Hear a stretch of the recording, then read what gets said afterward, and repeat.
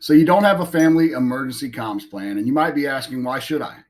Well, I'm going to tackle that question in today's first video as part of our ongoing family communication series plan.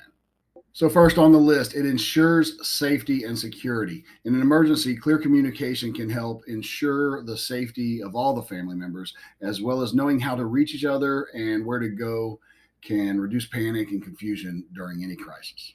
Number two, it organizes information.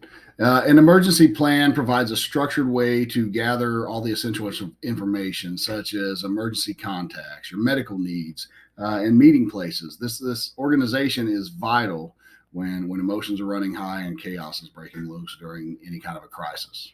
Number three, it facilitates quick decision making. When a plan is in place, family members can respond quickly and effectively without having to think through every detail in the moment, every single process. This can save valuable time in emergencies. Number four, it's going to accommodate unique needs. Not all families are the same, right? So a well-constructed plan can address the specific needs of an individual within the family, such as those with disabilities, pregnant, or medical conditions. This ensures that everyone is considered and prepared. Number five is going to build up family resilience. Creating and practicing an emergency family comms plan is going to help the whole family become more resilient. They'll be better equipped to handle emergencies when they arise, fostering a sense of confidence and preparedness. It improves response to various scenarios. Emergencies can take many forms, right? Natural disasters, medical emergencies, or civil disturbances, and the list goes on. A comprehensive plan allows families to prepare for a range of scenarios and know how to respond. Number seven is going to create a support network.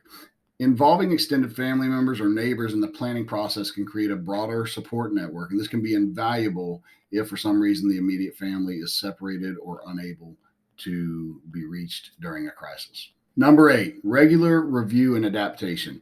So having an established plan encourages regular reviews and updates, especially if you're following it properly, and ensuring that this plan remains relevant as the family's circumstances or emergency risks change. Keeps you up to date regardless as you progress in life and your things change.